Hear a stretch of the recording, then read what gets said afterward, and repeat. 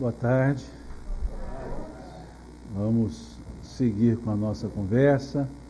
Como eu disse ontem à tarde, vou falar mais baixo para não acordar ninguém de sobressalto, né? Já que assim, pós o almoço é natural a gente dar um pulinho ali no mundo espiritual, por um processo de desdobramento, né? Para ver se está tudo em ordem e depois voltar, né? Então pode ficar à vontade, podem se desdobrar sem problema nenhum, né? E não serei eu com a voz alta que atrairei de volta, né, do desdobramento.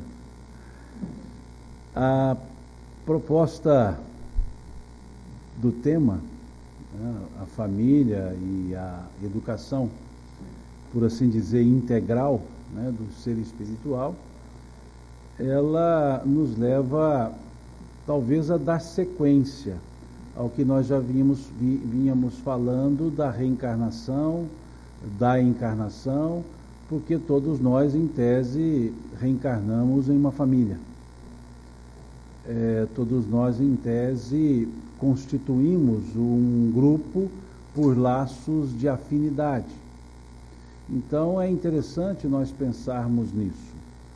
E os espíritos, na questão de número 775, respondendo à pergunta qual seria para a sociedade o resultado dos laços de família, e eles responderam: um recrudescimento do egoísmo.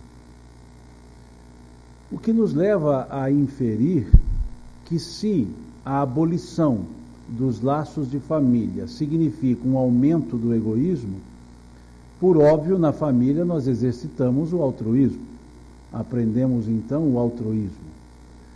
A família então se torna uma escola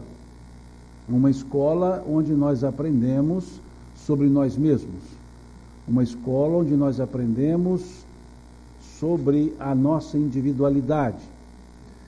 Uma das formas de autoconhecimento, aqui nós dissemos ontem a autoanálise, mas uma das outras formas de autoconhecimento é o convívio com o semelhante.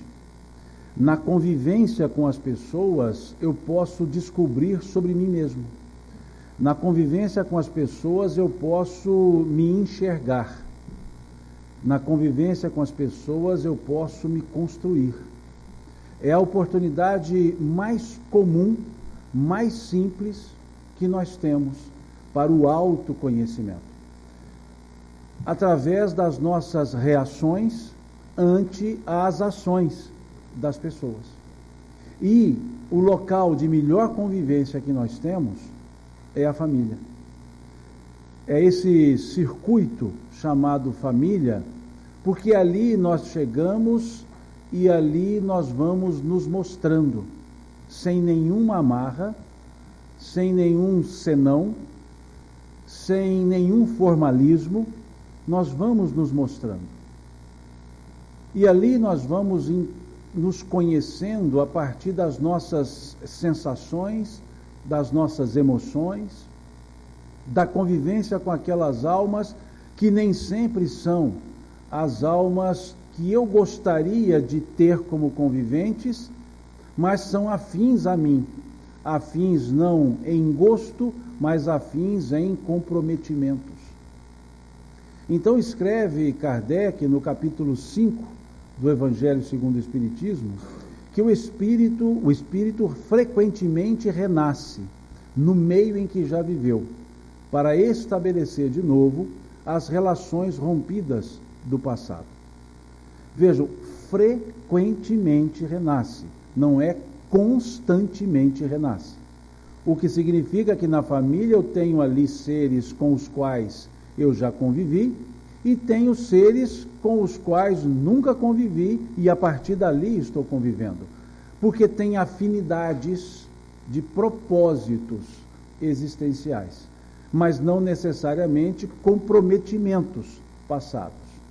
Mas considerando que estamos num mundo de provas e expiações, natural é que a maioria dos casos sejam reencontros. Não todos os casos, mas boa parte dos casos seja reencontro. O que faz com que, assim entendendo, nós redirecionamos as nossas próprias ações por entender que ali estão pessoas que preciso delas e elas precisam de mim. Na família é onde nós temos o processo de educação que nós chamamos educação natural, que não há ciclo educativo, não há notas para serem auferidas, não há formalismos para o ato de ensino e aprendizagem. Na família nós vamos aprendendo pelo relacionamento, nós vamos aprendendo pela convivência, o que nos leva a dizer que a convivência é uma escola bendita. E família pressupõe-se um ato de aproximação de pessoas, que primeiro se dá pelo campo, na formação que nós chamamos família nuclear, que é aquela família dos pais com os filhos, assim chamamos família nuclear, não a família advinda, que são os nossos pais, que nos geraram e eu depois gerei a minha família. Então a família nuclear pressupõe primeiro a aproximação de duas pessoas que não são da mesma família, que nós chamamos uma aproximação por uma instituição que os espíritos nos disseram que não é instituição, mas é uma necessidade, chamada casamento. Na questão 695 do Livro dos Espíritos, pergunta-se o casamento, isto é, a união permanente entre dois seres, é contrária à lei natural? E eles disseram, é um progresso na marcha da humanidade. Não a instituição civil ou religiosa, não, mas a união. E é interessante que utilizam de uma ideia vocativa ao dizer o casamento, isto é. Eles vão explicar, o Kardec vai tentar explicar o que ele quer dizer por casamento. Isto é, a união permanente entre dois seres. Dois seres. Nem disse do homem e mulher. Dois seres. A união permanente entre dois seres é contrária à lei natural? E eles disseram, é um progresso na marcha da humanidade. E na questão seguinte, a 696, pergunta-se qual seria para a sociedade o resultado da abolição do casamento, da união entre as pessoas. Eles disseram um retorno à vida animal. Para nos dizer que a união, ela não é animalesca, que o motivo que nos leva à união não são motivos puramente sensoriais, não são motivos biológicos, não são motivos de atrações, porque isso o animal faz para a perpetuação da espécie ou para a conservação da espécie, a proteção de uma família e a perpetuação pela reprodução. O animal se aproxima de outro pelos instintos reprodutivos. Mas entre seres humanos e espíritos encarnados, não é isso. Já não é mais nesse sentido. É uma união entre dois seres. E quando se fala em união, começa a se perceber que unir não é uniformizar. Unir dois seres não significa uniformizar esses dois seres, para que eles sejam iguais.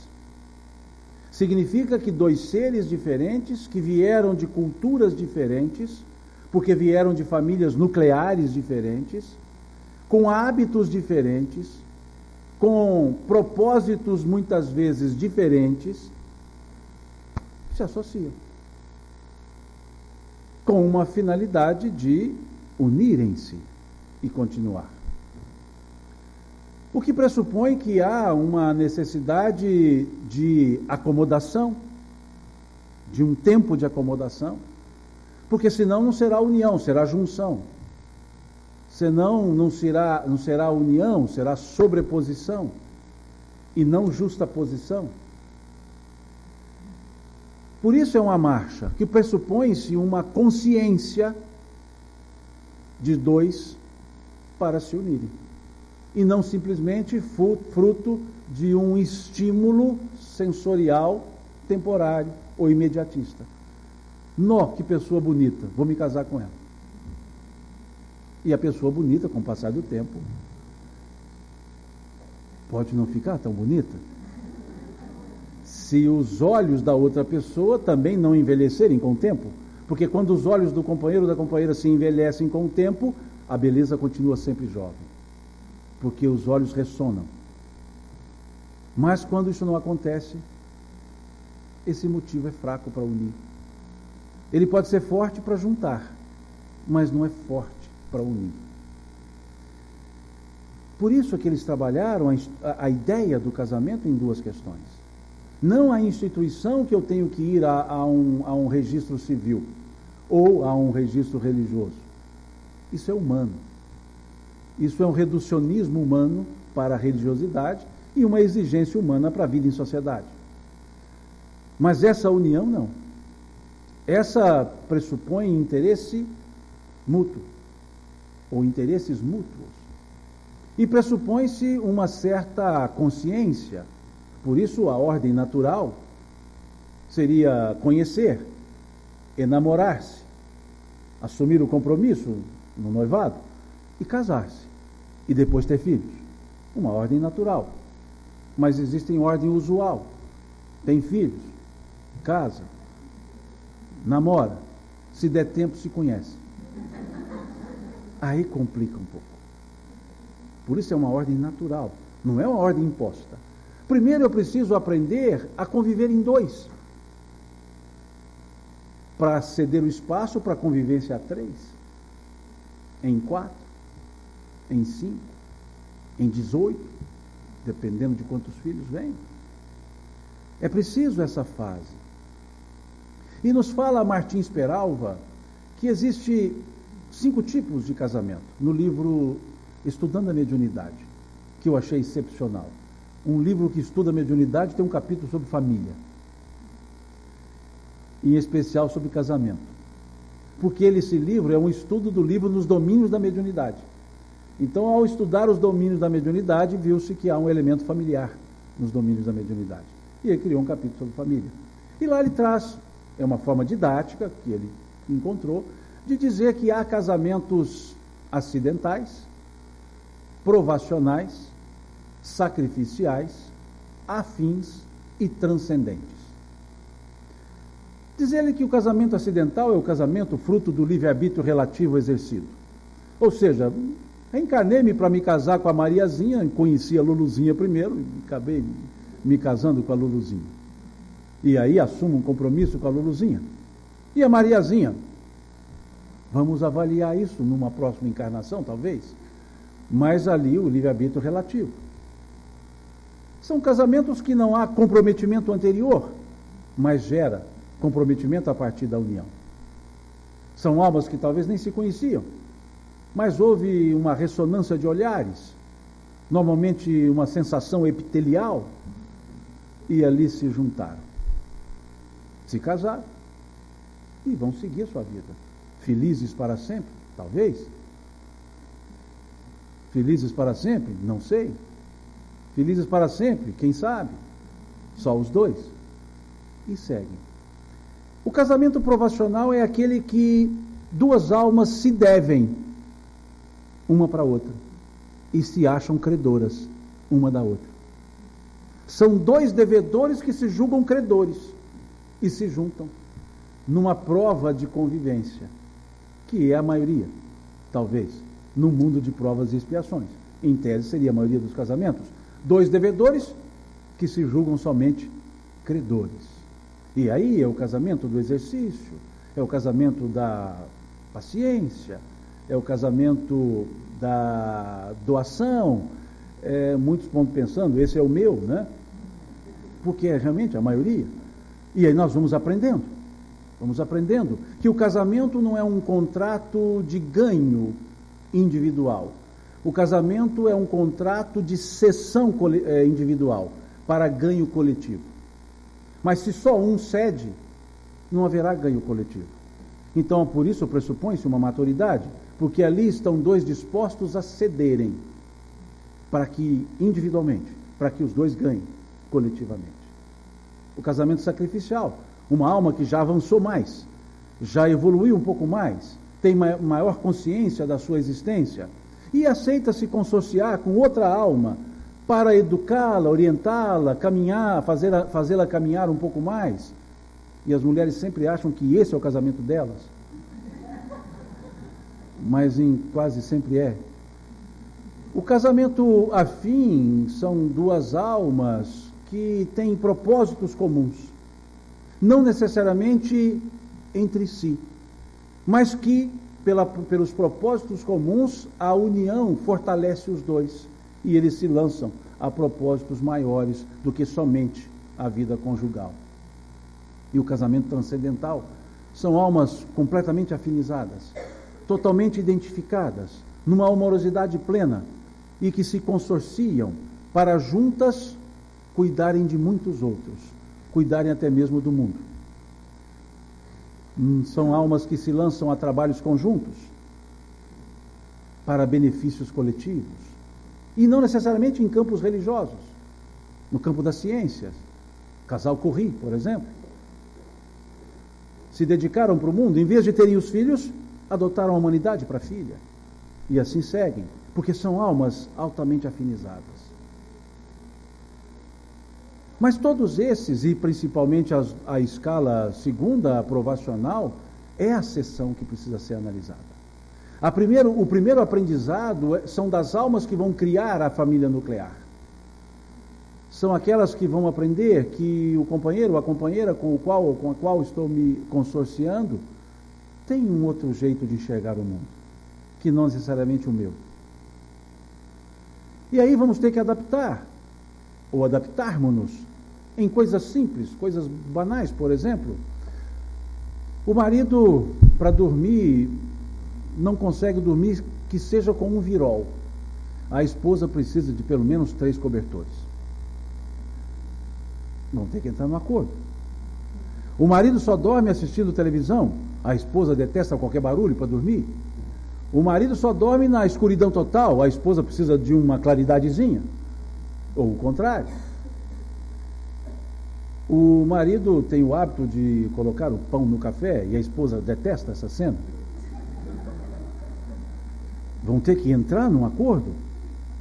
E aí, para a questão dos cobertores, surge uma solução mágica chamada edredom, que pesa muito pouco e não sobrecarrega o marido, que não aguenta o peso, mas aquece a esposa. Surge um tampão de olhos, um tampão de ouvidos, e aí permite que alguém assista a televisão e escute o som e o outro durma serenamente.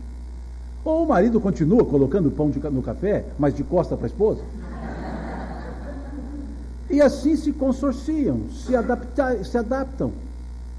Mas também para as coisas maiores, para os gostos, para a maneira de enxergar o mundo, é necessário que vá cedendo, até o ponto que não se comprometa o bem-estar pessoal, até o ponto que não comprometa a estabilidade daqueles que estarão por receber almas que vêm do infinito, para cuidar como filhos. Na relação conjugal, os primeiros educandos desse núcleo chamado família, essas duas almas, nós temos uma sugestão dada também, que agora já está virando até filósofo, não mais poeta, de tanto que eu já citei, Khalil Gibran, que é um poeta, mas de tanto citar já está virando filósofo. Ele dizia aos cônjuges: maridos, esposas, amai-vos um ao outro, mas não façais do amor um grilhão, uma prisão. Dai de comer um ao outro do mesmo pão, mas não comais o mesmo pedaço. Dai de beber um ao outro da mesma bebida, mas não bebais na mesma taça. Sede vós como são as cordas da lira, que são separadas, mas vibram juntas, numa perfeita harmonia. Tentando nos dizer que a individualidade não é comprometida pela coletividade do matrimônio. Que continuamos eu e ela e eu e ele, ela e ela, não interessa, continuamos seres individualizados.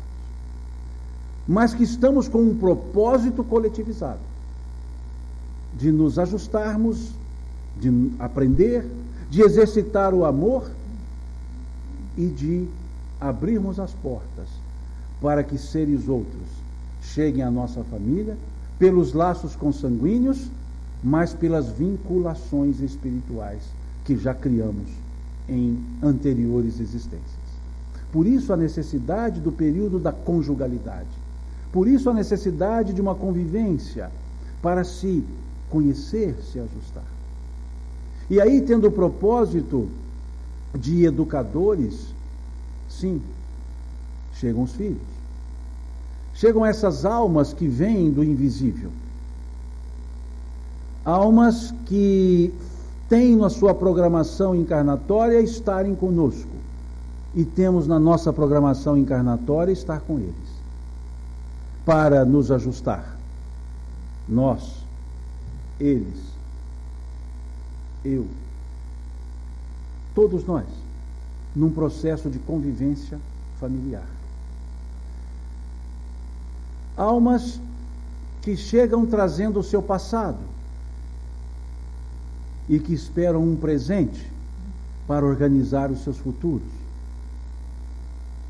Almas que precisam daqueles que têm já o equilíbrio e a harmonia para oferecer a eles, a essas almas, melhor dizendo, as condições harmônicas e maduras para que elas também se edifiquem.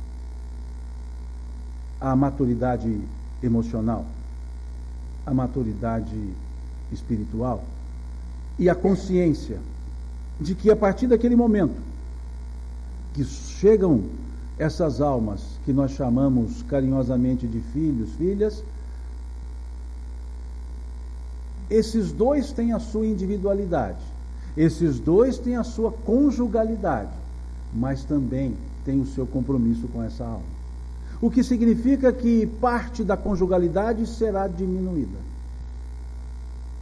Aquele tempo exclusivo que tínhamos um para o outro,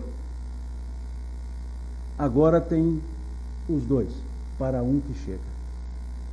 E aí é preciso entender que não há diminuição dos sentimentos da conjugalidade, mas há compromissos que acabam deixando a conjugalidade, não para um segundo plano, não relegada, mas a conjugalidade para os momentos quando estiverem harmônicos para tanto. E é muito comum, não faço crítica, não é isso, mas é muito comum os maridos não entenderem isso, os encarnados não entenderem isso, maridos.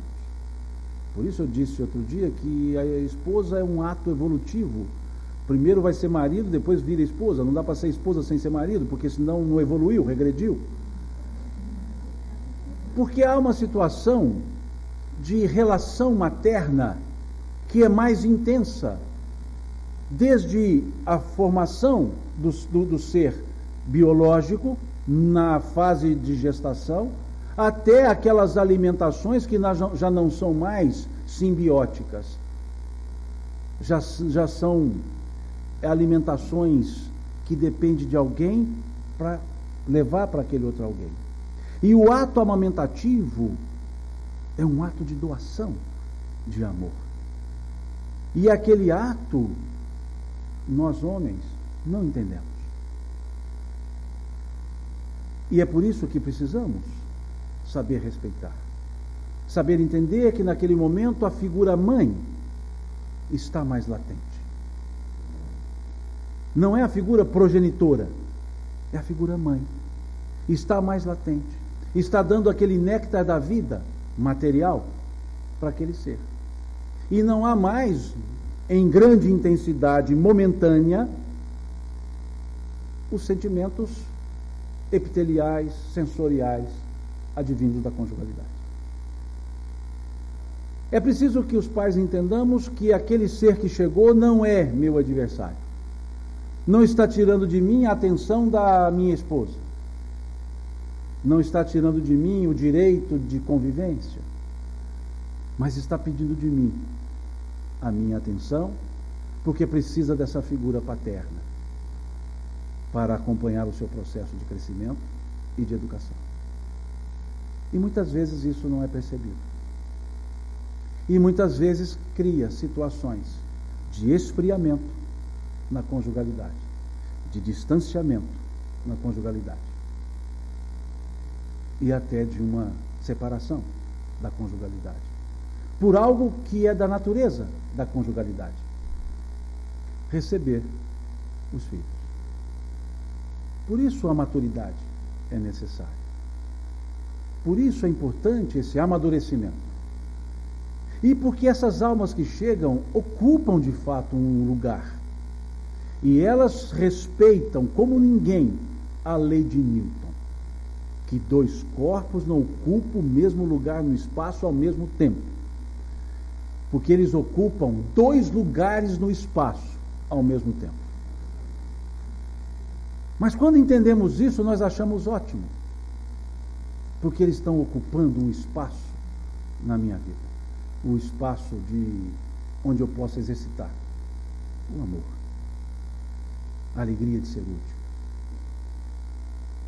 Mas quando isso não é entendido, está tomando o meu espaço. E aí, o que eu deveria utilizar como aprendizado vira o desfazimento da minha própria linha evolutiva. Então é importante nós entendermos isso. É importante, daí a ideia de trabalhar essas duas questões no Livro dos Espíritos para falar disso, da união, da vida conjugal, da vida entre duas pessoas, da vida entre dois seres. E chega então esse terceiro filho, o terceiro ser, o filho, os filhos, chegam eles, esperando o quê? Esperando as portas abertas e braços abertos para recebê-los. E Dona Teresa de Brito disse isso aqui ontem em uma das respostas. Dona Teresa de Brito, no livro Vereda Familiar, o Espírito, que psicografou por via mediúnica não, se é psicografou, tem que ser por via mediúnica. Psicografou por Raul Teixeira. Ela escreve: quando Deus vos confia uma alma que vem do invisível para o sagrado compromisso do lar, é porque Ele sabe que com os recursos fartos ou parcos que dispõe, terá as condições de bem conduzir o seu filho para a vida. Ou seja, não interessa muito as questões materiais, interessa muito a maturidade educativa daqueles que ensinarão, não de forma cognitiva, mas de forma natural, pela exemplificação. Mas ao mesmo tempo, Dona Teresa diz que quando do retorno dos pais, poderão ouvir a seguinte pergunta: que fizestes vós dos filhos que nós vos confiamos? Daí a importância da dedicação dos pais nesse processo de educação dos filhos, da dedicação daqueles espíritos que já estão aqui há mais tempo, recebendo outros que acabam de chegar para se reorganizarem no processo da sua própria evolução. E essa educação doméstica, que nós chamamos de educação natural, ela não se faz por elementos formais, pedagógicos, cognitivos. Ela se faz pela naturalidade do sentimento e da convivência, dos atos comezinhos do dia a dia. Pode a mãe ensinar o filho o dia todo, dizendo para a criancinha: não minta, não minta, não minta. Pode até arrumar justificativa para não mentir, do tipo: não faz bem, prejudica as pessoas. E até mais severo, imputando a Deus uma responsabilidade que Ele não tem, Deus não gosta. E fala o dia todo: não minta, não minta, não minta. E à noite, a mãe em casa, toca o telefone, a criança atende e fala: mãe, é para a senhora. E ela está lá, ocupadíssima com coisas sérias, por exemplo, novela, assistindo, e diz assim: fala que a mamãe não está. Não minta, não minta, não minta, não minta. Mãe, a senhora está, vai para a senhora. Fala que a mamãe não está. No outro dia, toca o telefone, a criança atende e vai dizer: mãe, a senhora está ou não? Do que adianta esse ensino se a exemplificação difere de todo esse processo? Não adianta dizer para se acalmar, para ser dócil, educado, se a exasperação é uma constante na relação entre os pais. O espírito Cassimiro Cunha, pela psicografia de Chico Xavier, no livro Poetas Redivivos, ele faz um versinho para explicar isso aos pais. Ele diz: resguarda os teus pequeninos onde estejas e onde vais, pois a criança no futuro é a foto viva dos pais. Veja que sensibilidade contundente desse poeta Cassimiro Cunha, pelas hostes mediúnicas do Chico. Resguarda os teus pequeninos onde estejas e onde vais, pois a criança no futuro é a foto viva dos pais. Nós ensinamos assim. É por um processo de impregnação pelo exemplo, pela atitude, e não pela formalidade do ensino-aprendizagem escolar.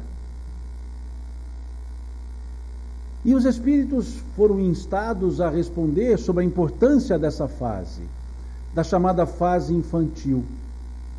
E lá no Livro dos Espíritos, Kardec pergunta, na questão 383 do Livro dos Espíritos, por óbvio, qual é a utilidade para o espírito passar pelo estado da infância? Veja que interessante. O que eu acho bom é que não escapa nada àquela agucidade de Kardec, ou daqueles que com ele, que com ele estavam e acompanhavam e também levavam ideias de perguntas, porque não escapa. Ele vai nos detalhes. E perguntou então qual é para o espírito a finalidade de passar pelo estado de criança, de infância. E os espíritos então, respondendo a essa pergunta, diz que nessa fase o espírito está mais contido pela própria condição corporal e está mais absorto a aprender e menos em condição de se mostrar. Como ele está obnubilado pelo corpo, ele não se mostra e com isso ele está mais absorto, ou seja, ele absorve mais aquilo que lhe é passado. É a fase ideal para o ensinar. É a fase ideal para a exemplificação, que depois, por estudos outros, chegou-se à conclusão que de fato é a fase melhor. Os estudos, por exemplo, de Jean Piaget, que desenvolve as primeira, segunda e terceira infâncias, chamando a atenção para essa fase de total capacidade intelectiva. Quantas vezes dizemos, não, é melhor colocar nossos filhos para estudar um outro idioma mais cedo, quando criança, que eles aprendem mais rápido. Não só idioma, aprendem tudo mais rapidamente, principalmente os exemplos, principalmente os elementos de cunho moral. Eles também aprendem. Então veja a responsabilidade desse período. Perguntado ao Espírito Emmanuel, na questão de número 110 do livro Consolador, qual é a melhor escola na Terra para a educação das almas recém-chegadas? E eles respondem, o Espírito Emmanuel, aliás, responde: a melhor escola na Terra para as almas recém-chegadas nela ainda é o lar. Veja, ainda é o lar. Como a dizer, não sei não. Se não melhorar, nós podemos perder essa escola. Se não se atentar para a importância dela. Não que surgirá outra. Perderemos essa. Veja, porque família não é somente uma progenitura, não é somente um aglomerado de pessoas, é uma escola da alma.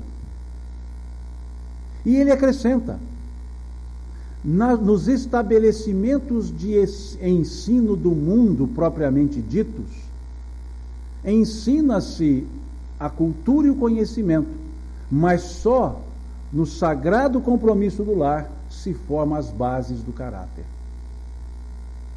Veja que coisa. Veja o que Emmanuel diz, chamando a atenção para isso. Como nos dizer, cuidemos mais dessa educação natural e deixemos a formal para os estabelecimentos de ensino. Mas nos dediquemos em formar aquele ser que já vem com o seu passado, que André Luiz muito bem trabalha lá no Missionários da Luz, no Mundo Maior, a casa mental. Separando a nossa estrutura encarnada em 3 níveis, que ele chamou de porão, área social e sótão. Que para o Brasil não tem muito a ver o sótão, mas não sei por que ele colocou o sótão. Mas aqui tem muito a ver o sótão, então serve muito para nós hoje entender isso. E ele diz que no porão estão as quinquilharias, as coisas que a gente não usa muito, aquilo que se acumula vai para o porão. Na área social, aquilo que a gente quer mostrar para receber as pessoas. E no sótão, as coisas delicadas, mais significativas, que eu não quero correr o risco de estragar, de quebrar, e aí eu guardo no sótão. E ele chama o porão de subconsciente, a área social de consciente, e o sótão ele chama de superconsciente. Como elementos da condição espiritual que o meu passado está todo no porão, o meu passado está todo no subconsciente. E minha área social, quando aqui chegando, criança, está toda limpa, aguardando ser mobiliada. E o superconsciente, estão lá os ideais sublimes que ainda não foram acessados. Então, nessa fase da infância, cabe-nos não cuidar do porão, mas cuidar da área social. Cuidar de mobiliar a área social com móveis úteis. Ou seja, cabe-nos ensinar a criança.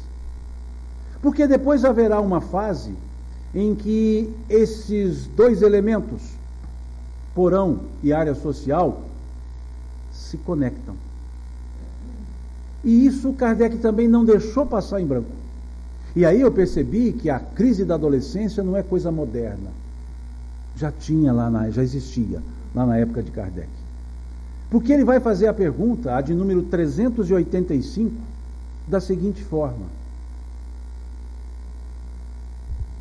o que ocorre com o ser encarnado, com a pessoa, numa dada etapa da sua vida, mais precisamente ao sair da adolescência, que a pessoa muda de conduta, muda de caráter? É o espírito que se modifica? E os espíritos respondem: não. É o espírito que retoma a sua natureza e se mostra como realmente ele é. Veja que sapiência da lei divina.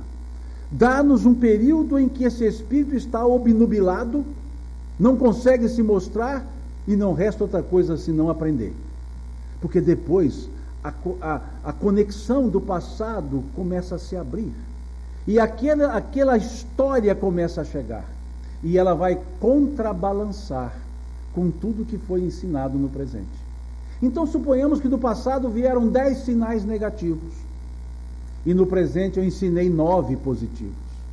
Nesse contrabalanço, terei sinal de -1. Haverá então uma mudança negativa. Não porque a pessoa piorou, mas porque agora ela está se mostrando com toda a sua intensidade, com todo o seu passado. Por isso, esse momento da infância, nós temos que colocar o máximo de sinais positivos. Porque vem do passado 10 sinais negativos e encontra o presente com 15 sinais positivos.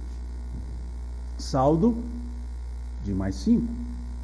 Haverá um período de turbulência, haverá aquela crise da adolescência, mas haverá retomada, porque houve todo aquele período de ensinamento e preparação, pelos meios da educação natural, não ainda a formal. Concomitantemente segue a formal, mas é essa natural que forma as bases do caráter. Mas Simão, como é que fica então se o sinal ficou -1 e a infância já acabou? Por isso temos o superconsciente. E ali vamos buscar os ideais sublimes. É aquele local onde se encontra aqueles momentos meditativos, aqueles momentos de elevação que eu busco o amparo no Criador. Por isso a importância de, na educação natural, ter-se a educação na religiosidade. para aquele ser, desde tenra idade na Terra, naquela encarnação, ir tomando contato com a realidade maior do que a própria encarnação, do que a própria Terra, a realidade espiritual. Porque quando ele necessitar, quando ele buscar, ele vai nesse campo do ideal sublime e ali busca todas as forças que precisa para lidar com esse menos um que acabou ficando. Por isso nós temos que nos ocupar da educação natural. E nessa educação natural, colocar a educação religiosa, que não significa incutir instituições religiosas, mas pensamentos transcendentes que mostram que a realidade da vida é muito maior do que a própria encarnação. Que mostra-nos que temos origem anterior a isso, que temos destino depois disso, dessa encarnação. Então a importância desse momento de ensinar à criança, que é o espírito, mas naquele momento obnubilado,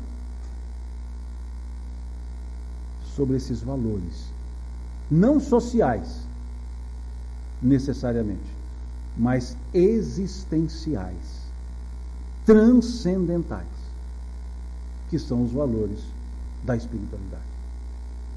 Por isso também a importância das casas espíritas terem a condição de levar à criança os ensinamentos, no nosso caso, do ideal espírita.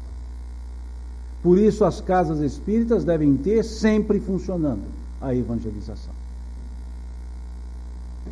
cuidando para auxiliar a família no soerguimento do caráter, dedicando-se ao máximo para esse fim. Que o objetivo da casa seja cuidar da criança e, por tabela, cuida dos pais. E não cuidar dos pais e, por tabela, cuidar das crianças. Porque esses são os seres que precisam ser orientados em primeiro momento. Porque, em tese, os pais já foram orientados, em tese. E é preciso, então, esse desdobramento para esse fim. Eu contava um fato, agora há pouco, vindo do almoço, que eu saía de Patrocínio, minha cidade, para fazer uma palestra numa outra cidade, chamada Iguatama, mais ou menos 300 quilômetros de Patrocínio. A palestra era por volta das 9 da manhã, eu saí de Patrocínio às 5 da manhã. E, chegando a uma cidade próxima a Patrocínio, chamada Ibiá, a uns 30 quilômetros da cidade, eu vi um senhor com uma criancinha pedindo carona, e não conhecia o senhor, mas sabia quem era, pois ele era um morador da casa que ficava a uns 50 metros afastada da rodovia. E era tão conhecida essa casa porque ele tentou fazer um comércio naquela casa com um telhado enorme e o vento derrubava o telhado, então ele depois fez um menor, mas fez o comércio, depois não deu certo, tirou o comércio, então era algo que a gente via, eu passava sempre por ali. E ali era por volta das 6 da manhã, um pouco menos, e eu parei e dei a carona. Entrou o senhor com o filho, uma criança pequena, não sei dizer quantos anos, mas provavelmente com seus 6, 7 anos. E aí conversamos no trajeto até a cidade de Ibiá, que eram 30 quilômetros dali, e perguntando, pastor, acorda cedo, o senhor está indo com algum compromisso lá em Ibiá? Eu falei, estou levando meu filho para a escola dominical. Eles eram presbiterianos. Estou levando meu filho para a escola dominical. Eu falei, mas que hora que começa essa escola dominical? Lá pelas 7h30, 7h30? Ele disse, não, começa às 10h30. Eu falei, mas por que? Não, começa às 10. Eu falei, por que o senhor vai tão cedo? Por que o senhor está aqui tão cedo? Daqui lá são 20 minutos, 15 minutos de carro e passa gente toda hora. Ele disse, não, mas eu tenho que garantir que eu não posso perder a escola dominical do meu filho. Então eu tenho que garantir que eu estarei lá na hora marcada. Por isso eu chego 4 horas antes, para garantir isso. Porque o que ele aprende lá é importante para a vida dele. E eu perguntei, mas o senhor fica lá esperando ou volta e depois vai buscar? Ele, não, eu fico aguardando. Aí o senhor fica lá parado? Eu falei, não, aí eles arrumam um entretenimento para os pais. E a gente faz as reuniões para os adultos e arrumamos entretenimento para as crianças. E precisamos repensar. Porque esses são os seres que estão chegando aqui, que precisam de um atendimento. E se puder haver a concomitância, ótimo. Mas se não puder haver, que haja um horário para essas crianças. Para que possa haver a corroboração do centro espírita nesse trabalho de educação do ser. Para que não chegue nessa idade da questão 385 e esses sinais negativos estejam em maior número, advindos do passado. É parte do processo de educação natural do espírito a educação religiosa, a educação da religiosidade. E lembremos sempre da pergunta: que fizestes vós dos filhos que nós vos confiamos. Então é preciso buscarmos isso. E também, por óbvio, a educação formal, que faz parte do processo de aprendizagem, faz parte do processo de evolução. Eu preciso conhecer sobre a sociedade onde eu vivo, eu preciso conhecer sobre o mundo que eu vivo, no qual eu vivo. Então a educação formal também. E é fundamental para a vida em sociedade. Então que eu busque a melhor educação formal, sim. Que eu busque as melhores escolas formais, sim. Que eu faça o possível para que o meu filho tenha sempre o melhor ensino formal, sim. Que eu me empenhe ao máximo para que ele vá para a melhor universidade possível, sim. Mas que eu faça o mesmo empenho para que ele vá para a evangelização do centro. Que eu faça o mesmo empenho para dedicar como educador doméstico, como aquele que está ali acompanhando um ser que chegou confiando plenamente nos pais que estão recebendo, o estão recebendo. É preciso nós pensarmos nisso. Porque senão a família se torna tão somente um núcleo consanguíneo. E quando muito, um núcleo que adota. A família fica apenas um aglomerado de pessoas que, embora espíritas, enxergam a vida começando no berço e terminando no túmulo. E família é muito mais do que isso. E no nosso caso, eu digo nosso caso pela cultura brasileira, a família nossa ela não é nuclear, ela é sempre ampliada. A família nossa são os pais, os avós, são os filhos, os netos, os bisnetos. Faz tudo parte da família.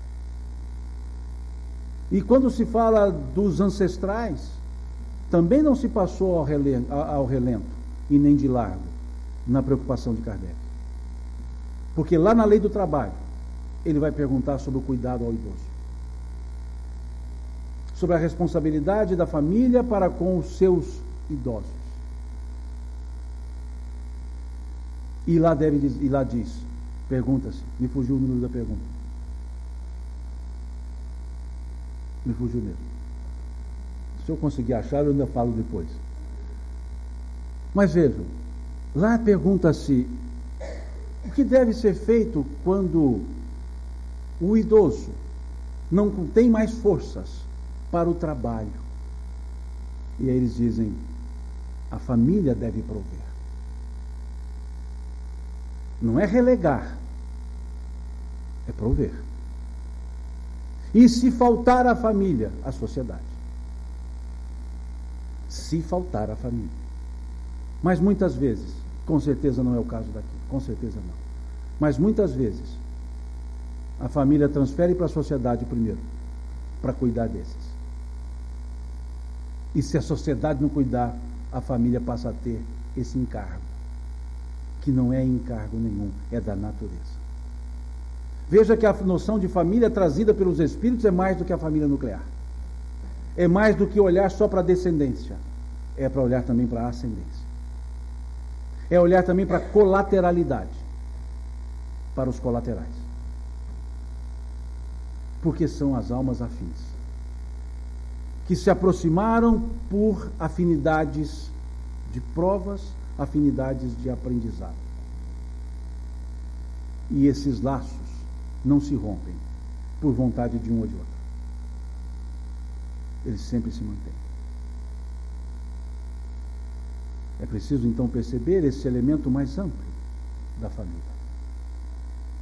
E num passo maior, entender que a consanguinidade não é a única forma de entender a família, porque aí estendemos a família por meios daquilo que nós chamamos, ou por meios não, naquilo que nós chamamos de família universal. Que Jesus nos deu belo exemplo. Aliás, falar belo exemplo de Jesus é pleonasmo, porque todo exemplo dele é belo, é uma redundância. Nos deu esse exemplo. Quando em casa de Pedro, chega ali pessoas dizendo, e aquela multidão, e chega a pessoa dizendo: tua mãe e teus irmãos estão lá fora.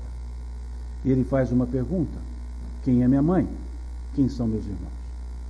E ele mesmo responde: todos aqueles que fazem a vontade do meu Pai que está nos céus são minha mãe e meus irmãos. Muitos diziam que Jesus reduziu a sua família ao nível dos estranhos, mas pelo contrário, Jesus elevou os estranhos ao nível da sua família. Ele não comparou a família aos estranhos, ele comparou os estranhos à família, para nos dizer que esse amor se amplia. E é por isso que Kardec, no capítulo 4 do Evangelho segundo o Espiritismo, que trata do nascer de novo, ele diz que a reencarnação aperta os laços de família. Que ao contrário do que se pensa, ora encarnar como filho, como irmão, ora não encarnar na mesma família consanguínea, distancia-se. Ele diz que não. Que os laços da reencarnação, que a reencarnação aperta os laços de família, porque tira a consanguinidade, porque ensina a viver com amor.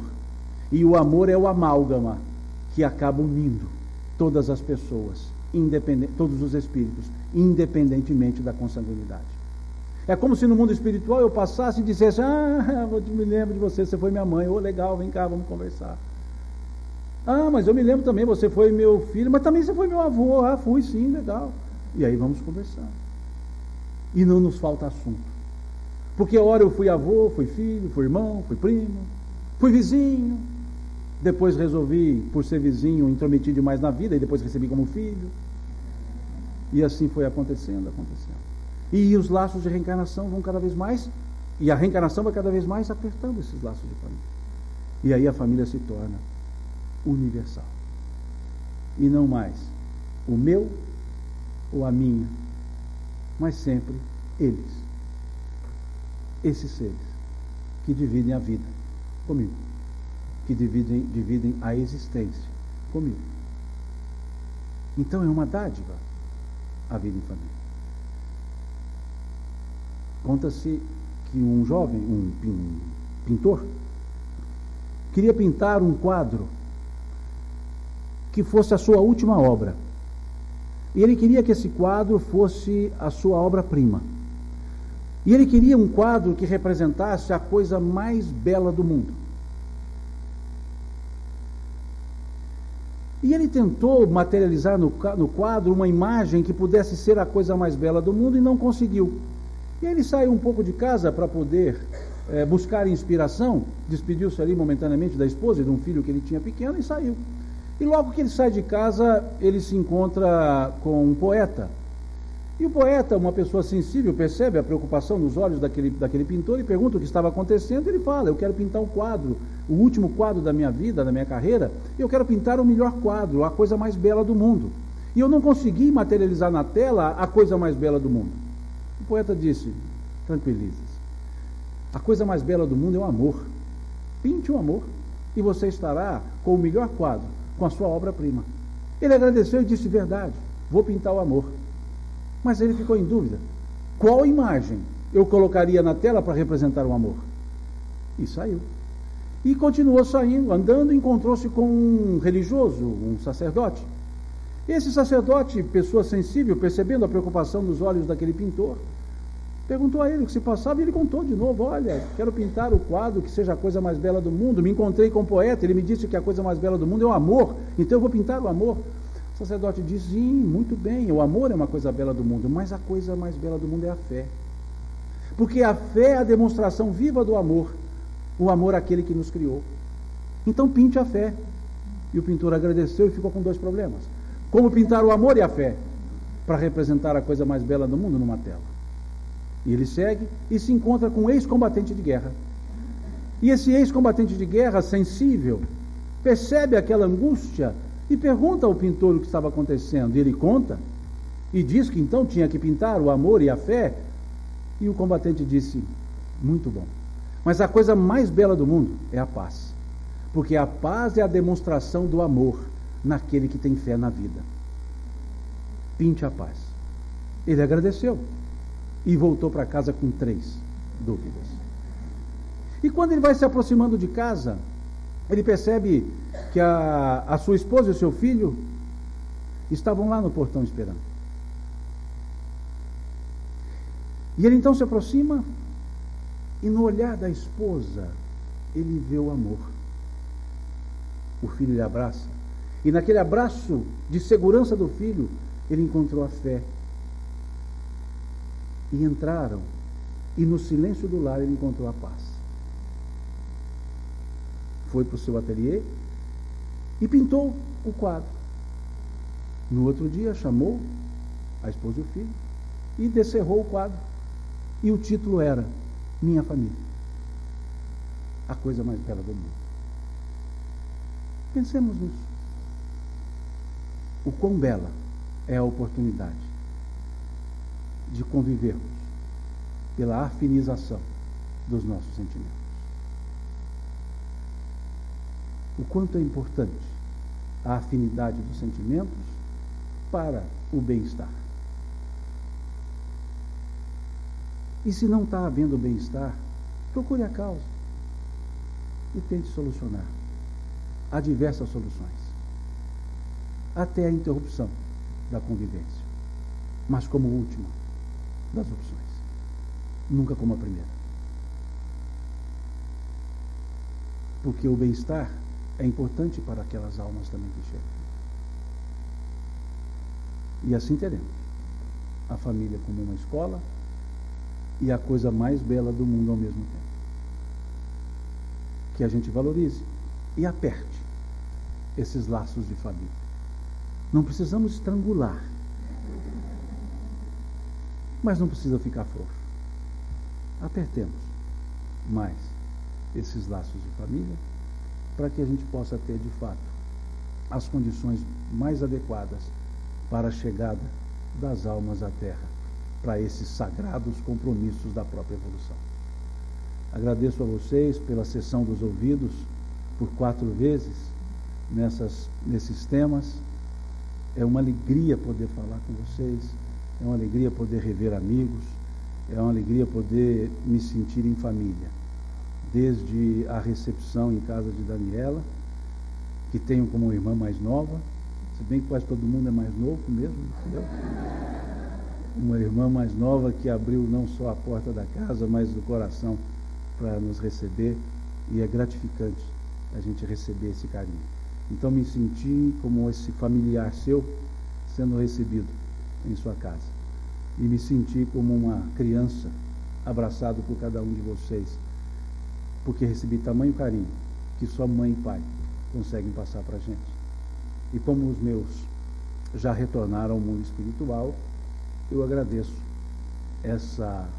esse carinho que é de ver de vocês recebendo por aqui. Que Deus lhes abençoe e com toda a minha mineirice, Deus lhes pague por tudo isso. Muito obrigado.